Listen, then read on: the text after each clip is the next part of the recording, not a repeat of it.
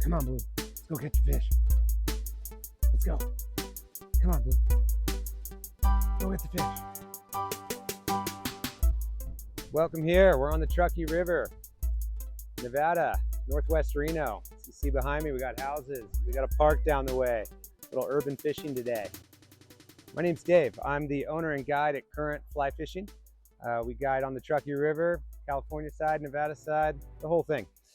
Anyhow, today we're out here. We're going to do a little bit of bobber fishing. We're going to talk about how the mend affects the flies, how to mend, what it does, how to use it properly. The conditions we got today, it's looking like a good day for a bobber fishing rig. It's kind of windy. We got intermittent light, so it's kind of coming in and out. Got a storm system moving in, so you can probably see in here it's getting a little breezy, gusty at times. We're gonna learn how to mend into the wind, how to make it work. So let's get started. All right, so the gear we're using today, being a little windy, maybe gonna throw some heavier rigs throughout the day. We'll see what happens. I brought along a 9-foot 6-weight. This one's Orvis Clearwater, 9-foot 6-weight. A little stiffer than the average 5 or 4 weight that we might use, varying conditions and whatnot. This particular setup has Orvis's bank shot line on it. So it's a really heavily front-loaded line. And it's nice and bright, so should be able to see it on camera pretty good. Definitely picking the right tool for the job when conditions are a factor. When we talk about rod weights and different stiffnesses, you can choose your rod weight based on, the size of fish you hope to catch, how big are the flies you're throwing, or how heavy is the rig, and how windy is it. Those are kind of the contributing factors to what goes into that decision. So yeah, today we got a 6-weight setup with a very heavily weighted tapered line. So a lot of weight towards the tip of the line on this one. It's a float line, standard there, but definitely a little heavier than the average. And that's really going to help us kind of punch into the wind when we go to flick that mend out there. Just taking a look at the rig here, we've got a leader that is quite long, but it's probably about 10, maybe 10 and a half feet long total. But we've got a couple of flies here. I don't know if you can see them super detailed, but they are not that big. Little pheasant tail variation there. Little beaded caddis variation there. I don't know if you can see them very well. There it is. But we're fishing the weight of the flies themselves. We're not going to be fishing an extraordinary amount of split shot, at least for now. We're going to start with this. Up the line a certain distance here, we've got a bobber. We're using a colored bobber today. It's kind of this highlighter green, yellow. I couldn't tell you, I'm kind of colorblind. So whatever it is, it's bright. I can see it. Hopefully you can see it too. We've got about 4.5 feet of line between the bobber and the flies. And that's something that's adjustable. We can adjust that from spot to spot, and we certainly should. It's one of the factors in nymph fishing that you should be changing, maybe before your flies. So let's get going with this one. All right, so I set up a little demonstration here. I show this to a lot of clients, and it kind of helps visualize what's going on. And when you're fishing your flies you can't see, so they're underwater. You're fishing for fish you can't see. You got to use your imagination. You got to visualize what's happening under the water. So in this case, this demonstration, I've moved the bobber pretty close to the flies. It's only down there, about 1 foot, 2 feet, something like that.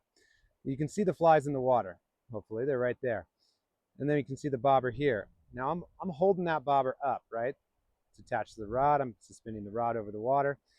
Are those flies sinking straight down? Well, the answer is no, they're not. They're suspended in the current. And if you can keep your eye on that fly right now, the question is, what will happen when I drop that bobber to the water and move the rod downstream with this current? They'll sink. That is essentially a mend, right? So the idea behind mending is we're taking the slack off the line. Look at that, we got something already. We're taking tension off the line. We're introducing slack into the system. And at least momentarily after that maneuver, the mend, our flies will sink. They'll go from a tension position, kind of where they're water skiing. They're not on the top of the water, but they're certainly dragging. You can see that one there. It's not sinking all the way. I drop the bobber, in essence, taking tension off the line. and those flies are headed right towards the bottom. Again, right here. Tension on the line, flies will not sink. They're not straight underneath the bobber, nor are they very deep. Drop that bobber to the water and allow slack into the system. Those flies go right down to the bottom. So that is basically what a mend is. Visualizing that action, what that looks like in your mind when you're fishing it, will really help you understand what we're doing. So we understand a little bit about the mend and kind of what it does to the flies. Looking at that demonstration of when the tension was relieved from the line, when the bobber was lowered to the water and then moved with the current, the flies were given an opportunity to sink. That's essentially what's happening under the bobber. It's important to keep that in your mind when you're fishing this way. Now, just to get started here, being that we're indicator fishing, we've got multiple flies on the rig. We've got a bobber. Some of those things want to fly faster than some others. That bobber's not very aerodynamic, and the flies are. They're heavy. They're going to fly faster than the bobber. The chances of you tangling when throwing an overhead cast, if you were to go overhead, is pretty high. So we're going to keep it to water-loaded casts today. Not only that, we're pretty close to the edge here. There's trees, bushes all around, so it's a good idea.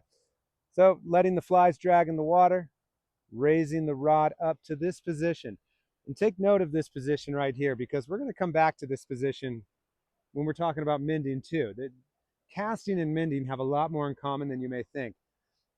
Okay, so flies are in the water, rod is elevated. I've got tension from the flies in the water. I've got leverage from a long rod up here. I aim where I'd like to go, and I drive my thumb forward and drop my arm down. Now, when it comes to mending, there's all kinds of different ways to do it. You can think about, starting close and working your way away, because that's always a good fishing strategy. Well, when you fish close to yourself, real close, you could high stick, right? You could raise the line up off the water, holding the line off the water with the rod tip elevated. There's a little bit of slack in the line. I'm not pulling the bobber. You're going to get a pretty good drift this way. Not bad. You might lift the rod as it approaches, maybe mend it as it passes, and lower the rod as it drifts away. But you can probably tell from the wind that we've got today, it's grabbing that line. It's putting a big bow in it. It's pulling my indicator along. It's pulling the bobber faster than I'd like it to be going. So when you fish in the wind, you got to lay a little line on the water. And anytime you fish further away from yourself, you're going to have to lay some line on the water. So how do we do that and get a nice effective mend? Well, what I normally see with folks is, the number one thing we got to start thinking about is getting the rod up. A lot of people I'm fishing with, I see this as a common habit, is the rod is low and they're trying to push the line where they'd like it to go. So we'll make that water-loaded cast. They keep the rod low, and you're trying to push. And you can see on the video here, this is not doing us any good, especially with the wind coming down. Keep in mind, you can't push string. You've got to flick it. So we're going to make our cast, and we're going to lift that rod up, and I'm going to use the bend of the rod and that weighted fly line, that heavy 6-weight line, I'm going to use the rod to flick that line to the upstream side of the bobber. Coming up and flicking. Do another one here, maybe in the frame. Lift, flick, and then follow. Now I'm mending to the left side of the bobber, the upstream side of the bobber. Most river situations, when you're fishing this way, you're going to be mending upstream. That's the most common mend. You can mend downstream. There's certain situations that call for that, but most of the time it's an upstream mend. So I'm lifting the rod. I'm getting it up here at a fairly elevated position, right? So going back to that cast, being directional with the mend, it's kind of like this starting position. Notice how the rod is pointed slightly away from where I want the line to go. That makes a cast. Well, if you think about mending in a similar way, the rod comes up, the rod is pointed away from where I want the line to go. The mend is very similar to a cast. Let's make another one here. You're going to lift, point the rod slightly away, and flick, and follow. Lifting the rod up, getting it elevated, takes line off the water. So when you put that flick into the rod, it doesn't take much power to get that line to move for you. If you keep the rod low, it's going to take more energy to get that line and that flick to travel all the way down to the bobber.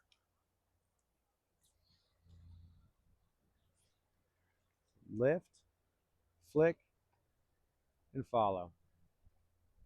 That first mend is really important, that you kind of reverse the orientation of the way the flies land. We'll do a little close-up on that, but you can probably see in the frame here that the bobber is moving. It's a question we get a lot. Does that scare fish? Maybe it does. But what does it do to the drift? Does it allow your flies to sink? Are you taking tension off the line? Are you able to get it down? And I think yes. So when we teach this, a couple of things that people have a hard time getting used to at first is the amount of line that we want to use. You can think about the amount of line you have out there kind of in a range, right? You could cast it, make a mend, and then strip everything in and stay real tight to that bobber. Now, if you're fishing close in and you're not looking to get a very long drift, that's great. That's awesome. You're very quick on the hook set, right? There's not a lot of slack to straighten out. You can be right here, and when it's time to set, you could be fast, right? But it does limit you on the length of the drift that you're able to throw, and it limits you on the control that you have over the line and where it lays, you know? That drift is going to be substantially shorter, and I'm not going to have as much control over that mend. Now, the other side of that range, that spectrum, if you will, is that I fish that same drift with quite a bit more line.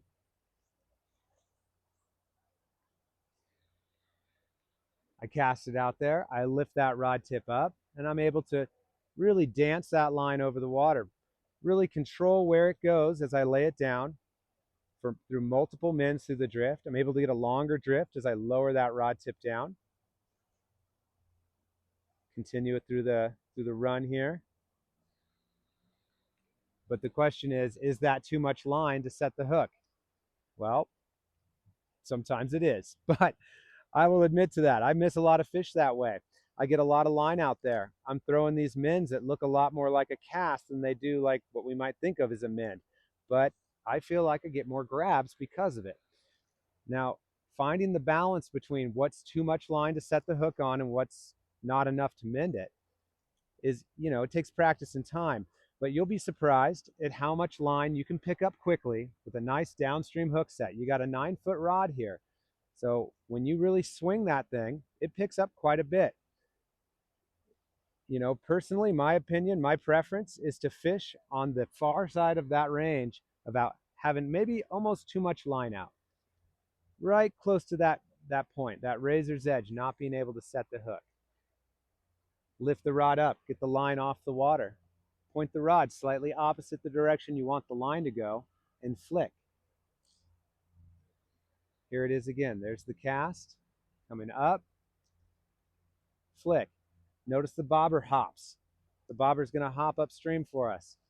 Not a bad thing. Not necessarily a bad thing. All right, one of the questions that comes up, even on a first-time fly fishing trip, we take first-time anglers out, is people ask, does the bobber moving when you mend it scare the fish? Just like that, right? We get that bobber to hop upstream. Does that scare the fish? And the answer is probably yes, But it's important to think about the drift in a couple different sections here, right? 3 if you want to break it down. The beginning of the drift.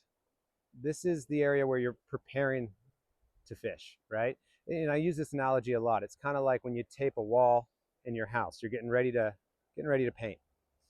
You put tape on the wall. The tape isn't what paints the wall, but it helps the paint go on real nice. It's a step that you do ahead of time to prepare.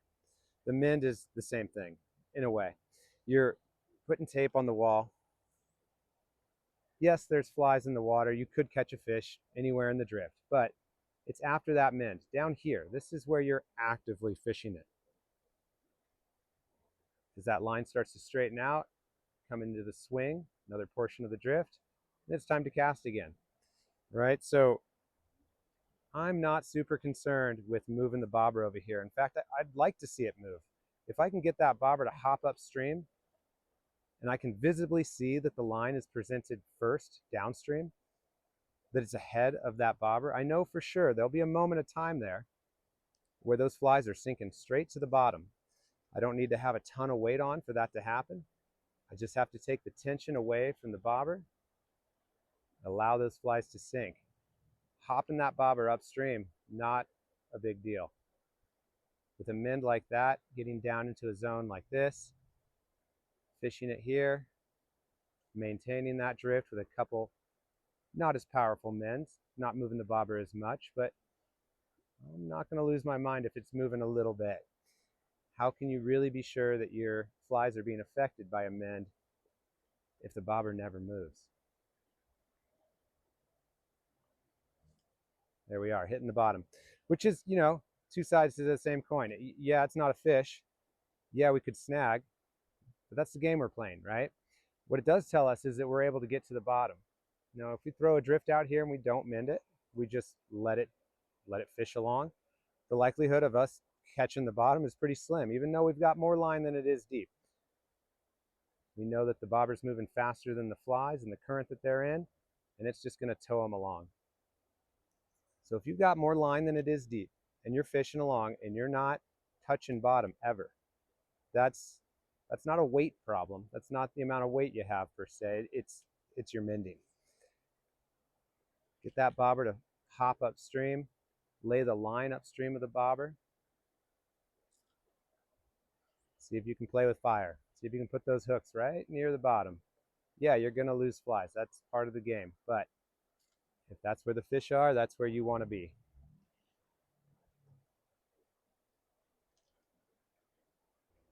Well, thanks for joining us here on the Truckee River.